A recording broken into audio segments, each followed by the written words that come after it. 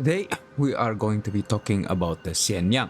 Now I have decided to try and start a grinding series towards the Yueyang because I don't have the Yueyang. Now the Hsienyang, what is essentially this ship? Now this ship is, I would say, a Benson, but with Pan-Asian flavor. So it's similar to like a Loyang in a sense, in my opinion. Now its length is one of the shortest for a destroyer at 106 meters length. So this is a fairly small ship. Now this meant that this ship actually have a really good turning circle at 570 meters, which means that this is the best turning circle for a tier 8 tech 3 destroyer. So you could really dodge torpedoes really well. Your ridership is 3.5, which is worse than Benson at 2.7, but still really good. It's still decent, right? It's still good for destroyer. So you will be able to dodge your torpedoes quite well. Now you also have deep water torpedoes. As you can see here, I'm trying to aim at this Yamato. And we have the pretty decent torpedoes. We have 2.2 times 5 launches at 9.5 kilometers, dealing 16,000 damage at 59 knots of speed. Now with this build, I think I'm reaching like middle of 60, like 63, 64 knots, if I remember correctly. And obviously I have the reload booster as well, so I popped that in this if you see in the screen, and I decided to try and hit this Colbert and maybe get the Gooden as well. So this torpedoes is deep water, which means that we cannot hit destroyers with it, but we have ultra low concealment, so we only can hit cruiser, battleships, and aircraft carrier. But at, if I remember correctly, it's about 0.8 kilometers detect, I forgot, but essentially you only have 4.4 seconds reaction time with this Torp. So if the enemy doesn't run hydro, these Torps, you will essentially have no reaction time with this. You will, when you get spotted, you will get hit. Okay, that's just how deep water Torps work. Now as you can see here, we spotted the Asasio. Actually, Asasio has really better concealment than this one, about 400 meters of concealment. If I remember correctly, Asasio have 5.4 kilometers full concealment build, while we only have 5.8 because we have a base 7.16 detection. But obviously, since the Asasio smoked up, I could just rush him, as you can see here in this clip, and deal damage to him. Now this DPM is actually middle of the pack, right? You are not low, but definitely not as fast as well, because you are essentially a Benson with only 4 guns. So your HE DPM is about 129,000, but because Benson have 5 guns, it's actually 180,000 for Benson. So you can see that massive disparity there, and you will feel that lack of DPM. You will feel that you will have, like, it's really long to kill a DD in your tier. But what happens if you are facing tier 10s, right? Because this ship obviously could face tier 10s, like maybe like if you're facing Maso or those kinds of stuff, well, you're done, man. You don't have the torpedo power because you can't hit destroyers, and you don't have the gun power because you only have 4 guns. So that is one of the big problems, in my opinion, of the Pan-Asian line in general. Just because maybe if like in normal torpedo boats like Shima and such, at least you can still fight Marceau well, or like typical gunboats well, with your torpedoes, right? You can try to catch them off guard. But with this ship, essentially depends on the team, right? If there's a carrier in your team who is spotting that destroyer, you can pop smoke and farm the damage that way. But obviously it's very situational. Now, this is actually, if you look at the script, this is actually one of my best torpedo drops. Sad I don't have my torpedo reload booster, otherwise I will, dump 20 torps against this Yamato and Bungo, because they are close to me at 6 point something kilometers, and they are moving in a predictable manner. Sadly, this Yamato actually blocked the torpedoes for the Bungo there, so I guess the Bungo should be grateful that the Yamato tanked some, some torpedoes for him. But killing a Yamato in a tier 8 destroyer is good, right? It's great. Even though it's only, 34,000 damage, it's still a lot of damage for us, right? Because we are tier 8s, and against a tier 10 battleships we have more XP, etc., right? Now, the Hsienyang is actually only have 15.5k health, so it's definitely not the most tanky of destroyers at tier 8. But because of my build, we have survivability expert. That's why you can see in the screen we are at 18,300. I think I do recommend that you have survivability expert on this ship, just because you want to take that gunfight sometimes, because you are not necessarily a full torpedo boat as well, but you also don't want to fight in a prolonged periods. So because you don't have any heal, so that's why I think the extra health will be much better for you. Now, the maximum speed of this ship is actually 37.5 knots, which is middle of the pack really, but you have the 8% speed boost. And I do recommend that if you're playing Bensons, you use the DFAA in my opinion. But so the Benson speed is actually slower than the Hsienyang. But the Hsienyang, because of the speed boost, can reach about, I don't know, like 8%. That means that it's about 39 knots ish, right? So almost breaking 40 knots.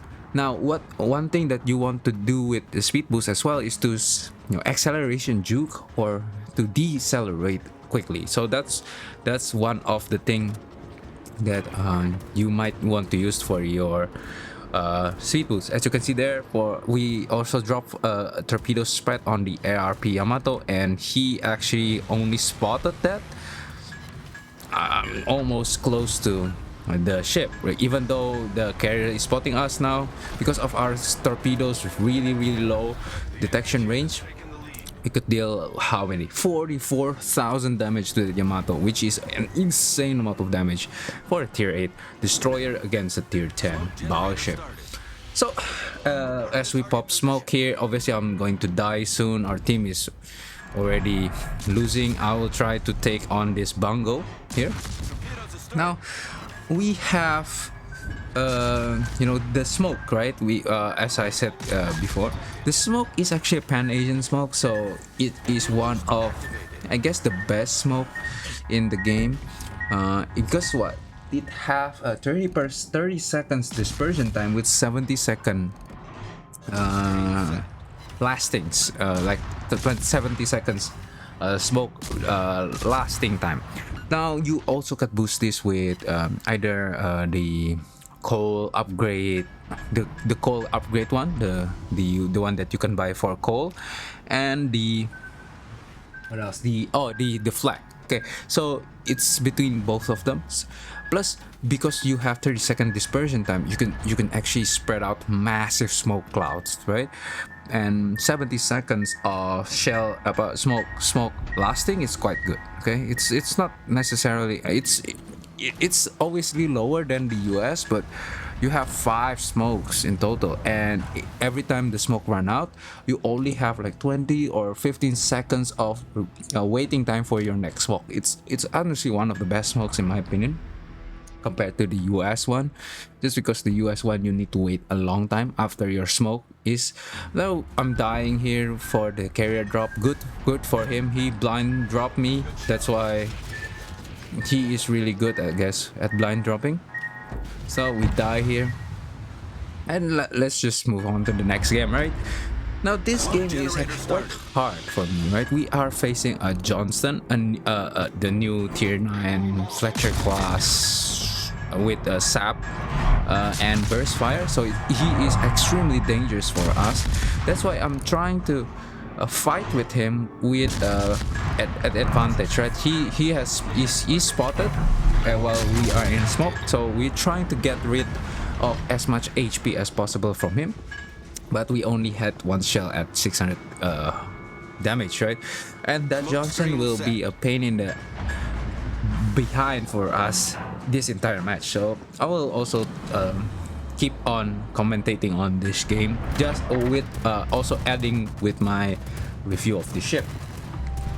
Now, because of your HEDPM is quite low, but it's not that low because you can still fight quite a lot of ships that is lower than this. Kageros, for example, Sashios, Z23s, and Le Fantasque if he doesn't have reload booster on.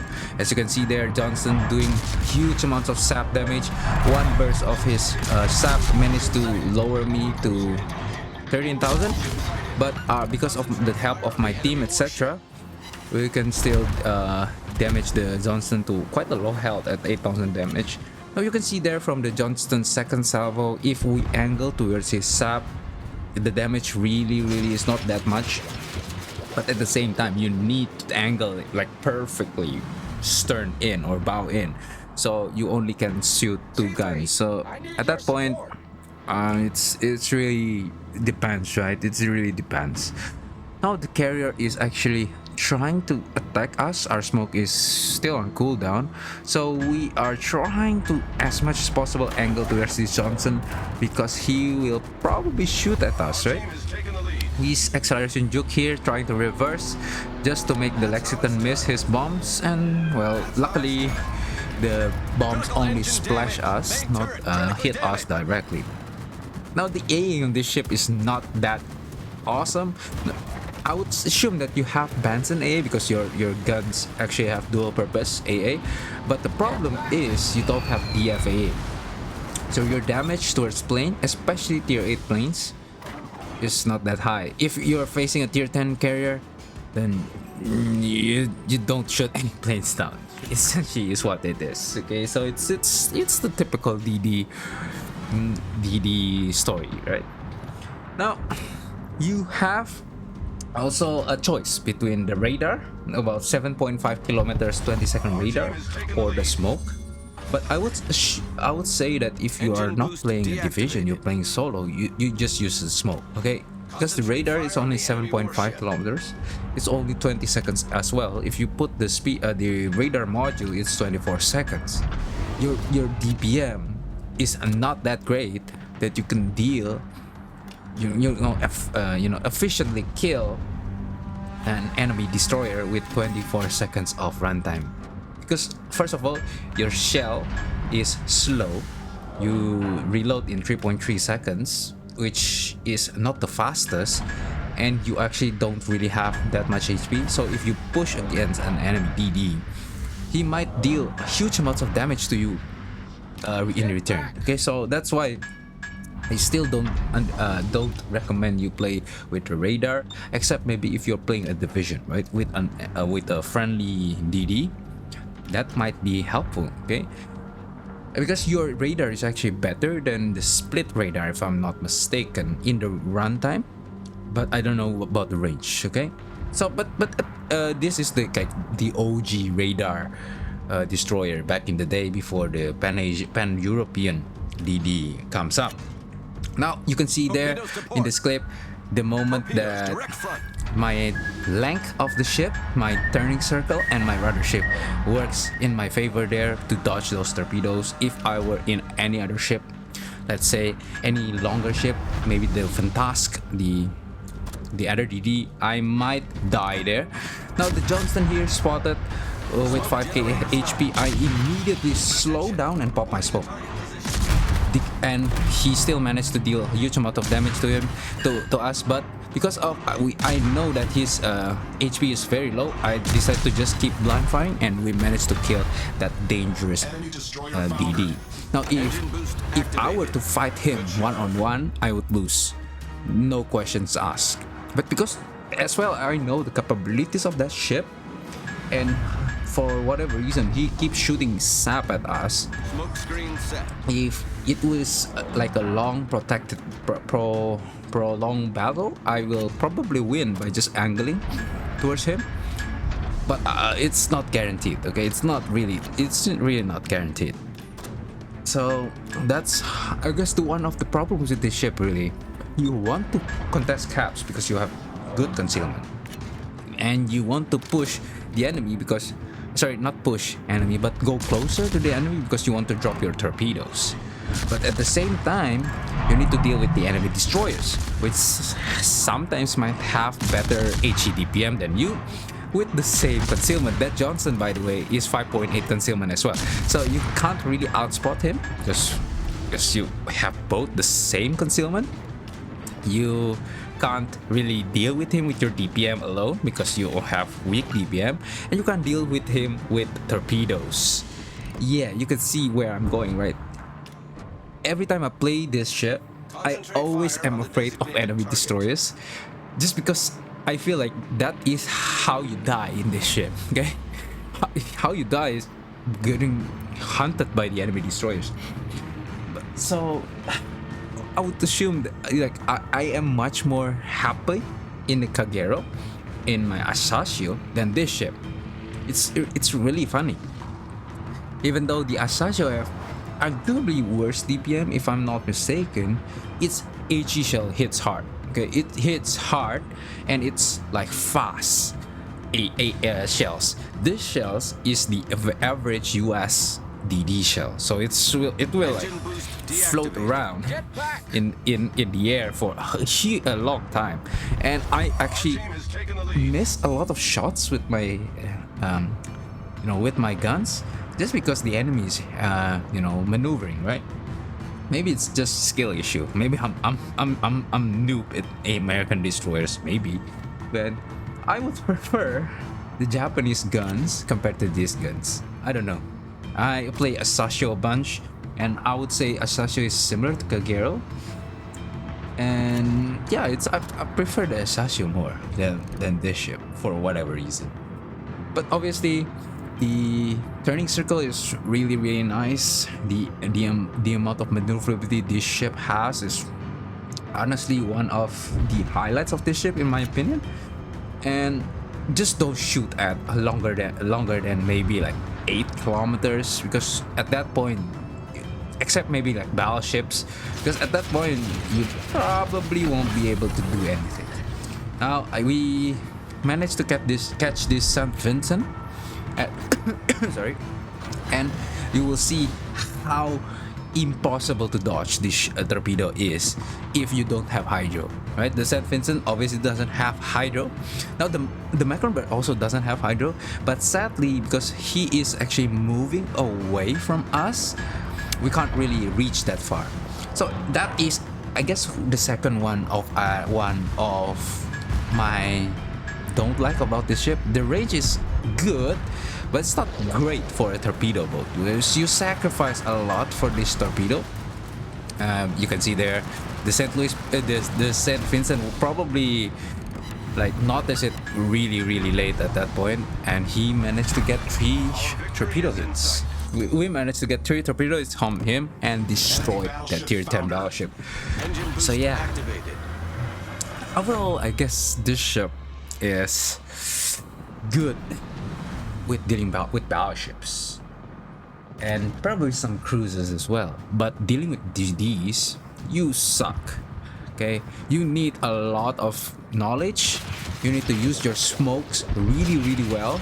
You need your team's help in some situation, and especially if you're fighting a Tier 10 destroyer. Okay, if you're fighting like Tier 6 destroyer, you can bully them. Tier 8, it's a bit like give or take. Okay, first of all, because Tier 6 and Tier 7 have worse concealment than you, and Tier 9 and 10, you need your help, the team's help. Guess that's all for this video, I guess. Yeah, I will show you after this one of my best games in Hsienyang. I'll see you guys next time. Bye bye.